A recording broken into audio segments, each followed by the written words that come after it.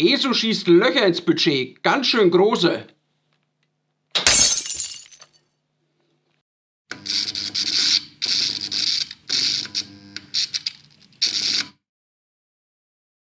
ESO hat, und das habe ich mit Verwunderung und Begeisterung aufgenommen, neue Class 66 und 77 Modelle vorgestellt.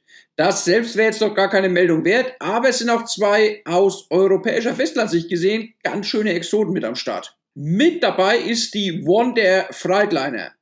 Freightliner? Wurscht. Sagt ja auch niemand Rauter. Also, die Freightliner hatte ich ja in der Neuheitennachlese schon als eines meiner Wunschmodelle genannt, da ich überzeugt bin, dass die Abnehmer finden wird. Und ESO hat zugehört. Und liefert. Der zweite Exot steht tatsächlich auch auf meiner Wunschliste, den habe ich aber für so unrealistisch gehalten, dass ich den gar nicht erst erwähnt habe. Die Climate Hero der DB Cargo UK. Da schielt man bei ESO vielleicht ein bisschen drauf, dass die Leute nicht ganz so genau hinschauen, das DB-Logo sehen und denken, die fährt irgendwo auf dem Festland.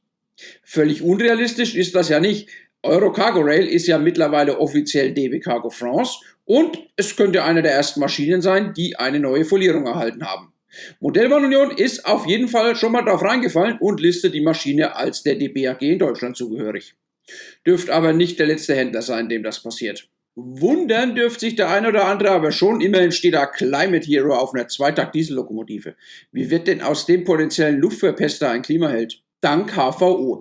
Stehen in dem Fall nicht für die vor allem auf dem Land übliche First Responder Einheit Helfer vor Ort, sondern für Hydro-Treated Vegetable Oil, also HVO. Heißt, Pflanzenöle, die mit Hilfe von Wasserstoff so angepasst werden, dass sie in ihren Eigenschaften fossilen Kraftstoffen ähneln und diesen beigemischt werden oder sie komplett ersetzen. Und in dem Fall wird er eben komplett ersetzt. Zusammenfassend stellen wir also fest, die ist auch vom Antrieb her grün, auch wenn der erste Eindruck das gar nicht vermuten lässt. Das Modell ist auf jeden Fall ein Klimaheld, denn es fährt wenig überraschend voll elektrisch. Und zwar auf gleich wie auch auf Wechselstrom, wie man das von ESO halt so kennt. Ebenso bekannt ist die Verpackung mit dem Sichtfenster und der üppigen Schaumstoffpolsterung.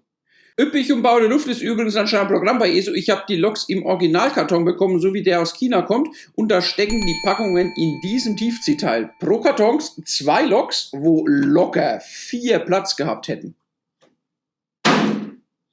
Hat der Climate Hero übrigens auch nicht geholfen, dazu gleich noch. Neben der Lok liegt noch die Anleitung und ein bisschen Werkzeug bei. Die Pipette zum Einfüllen von Rauchdestillat, den Imbus, um die Lok von ihrem Plastiksockel zu lösen und das Spezialwerkzeug zum Entfernen des Schleifers.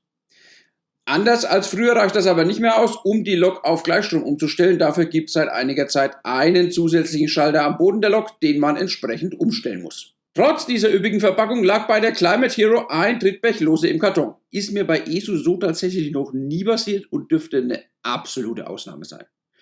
Und nichts, was man nicht mit einem Tropfen Sekundenkleber wieder fixen könnte.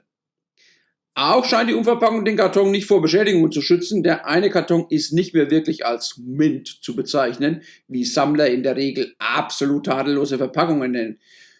Aber mir ist es egal und ob meine Erben deswegen irgendwann 10er weniger kriegen, wenn sie alles verscherbeln, ist mir auch total Wumpe. Die Modelle bestechen wie immer durch eine tadellose Verarbeitung, eine makelfreie Bedruckung des Metallgehäuses und natürlich durch unzählig digital schaltbare Features.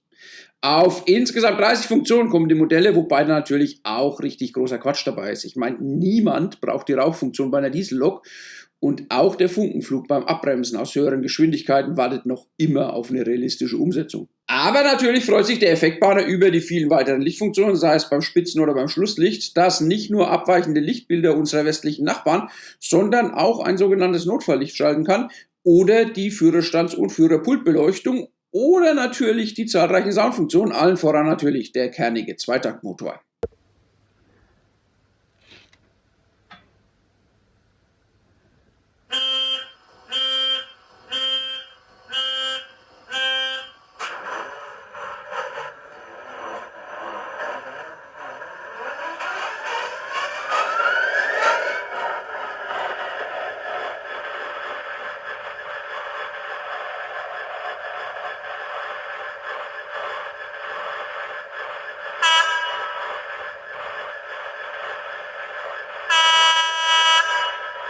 Der Vorteil, dass die meisten Hersteller zum klassischen Neuheitentermin rund um die Spielwarenmesse nichts für mich hatten, ist, dass noch Luft im Budget ist und deshalb sind ja auch direkt 3 der Loks eingezogen.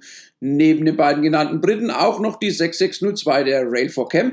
Auch wenn die auf einem Vorbildzustand von vor etwa 10 Jahren ist, gehört die Rail4Cam doch heute zur Cuptrain. Aber die Optik gefällt. Class 66 und 77 ist für mich auch ganz klar ein Sammlerthema. ESO-Chef Lindner hat darauf, ich glaube Modellwarenunion-Interview, ich suche es euch raus, auch hingewiesen, dass das einer der Beweggründe für manche Lackierung ist. Und deshalb würde ich gerade noch ein paar vornehmlich 66er ins Rennen schicken. Vielleicht erscheint die ein oder andere dann ja auch im Modell. Die Unterscheidung zwischen 66 und 77 ist dabei übrigens nicht immer ganz einfach. Meiner Meinung nach sind meine 3 Modelle 66er.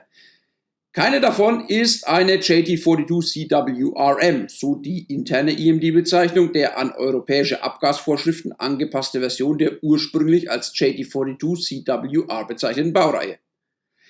Die OneLock ist aber eine JT42CWR T1, also eine auf der JT42CWR ohne M basierende Weiterentwicklung, die aber quasi in allen Belangen der M entspricht, sei es Gewicht, Achslast oder eben welche Abgasnorm sie erfüllt. Daher hat auch die T1 die äußerlich sichtbaren Veränderungen der M. Die 5. Tür ist die offensichtlichste. Warum die eine als M und die andere als T1 bezeichnet wird, weiß man daher vermutlich nur bei EMD, wenn überhaupt. In der Mobile Station melden sich übrigens alle als Class 77 an. Beim Umbenennen bin ich ja fast ausgerastet. Die Mobile Station ist mir, während ich sie benutzt habe, mindestens 5-mal abgestürzt. Erst nimmt sie keinerlei Eingaben mehr an und dann bootet sie irgendwann neu. Ich habe echt schon viele Zentralen in der Hand gehabt. Sowas ist mir noch nicht untergekommen. Das kann sich vermutlich auch nur der Marktführer erlauben. Sorry, vom Thema abgekommen. Ich wollte noch so ein paar Folierungen der Class 66 vorstellen, die ich gern im Modell sehen würde. Dazu gehört die 66522, die zweifarbige von Freightliner Working with Shanks in Hell- und Dunkelgrün und die 65305 von Freightliner Deutschland in der von den GE Powerhall bekannten Lackierung mit dem geschwungenen Element an den Türen, und zum Glück hat's nur die Lackierung nach Deutschland geschafft, nicht diese hässlichen Powerhall-Maschinen. Cuptrain in schwarz, also entweder die 65301 oder die 65308. Von ESO gab's, soweit ich das überblicken kann, bislang nämlich nur die beiden grauen 6605 und 6609. Und dann haben wir noch ein paar GB Railfreight, zunächst 66783 in Bifferfarben. Man muss ja nicht so laut sagen, dass die ihr Geld mit Müll machen, dann verkauft die sich sicherlich auch. Dann 66709 mit dem MSC-Schiff auf der Seite. Es ist ja nicht so, dass eine Lok in den Farben einer Containerreederei erst seit der One existieren würde. 66718 wäre noch interessant mit der Sonderlackierung für das London Transport Museum. 66720 würde ich entweder in der auf beiden Seiten unterschiedlichen Regenbogenlackierung oder in der neuen Vascosa-Lackierung nehmen. 66721 in weiß mit der Karte der Londoner U-Bahn natürlich auch. Und zu guter Letzt noch 66747 in der NWT-Lackierung. Die habe ich ja wie die One auch schon von Hornby in 00. Wobei die Nenngröße gar nicht das Problem ist, sondern die technische Ausstattung der Lok, wenn man das überhaupt so nennen kann, die spottet echt jeder Beschreibung und ist eine Beleidigung für alle sonstigen am Markt befindlichen Class 66 Modelle. Dass man sich sowas überhaupt noch traut, auf den Markt zu werfen. Soweit also meine Wunschliste. Vielleicht kommt da ja was von ESO in den nächsten, ich würde mal sagen, Jahren. Aktuell haben sie jetzt erst 10 Loks wieder neu aufgelegt oder in komplett neuer Lackierung vorgestellt. Wer da interessiert ist, sollte einigermaßen schnell zuschlagen, weil wenn weg, dann weg, und gerade die Climate Hero wurde wohl in nur sehr geringen Stückzahlen aufgelegt. Damit soll's das für heute gewesen sein. Wir machen einfach beim nächsten Mal weiter.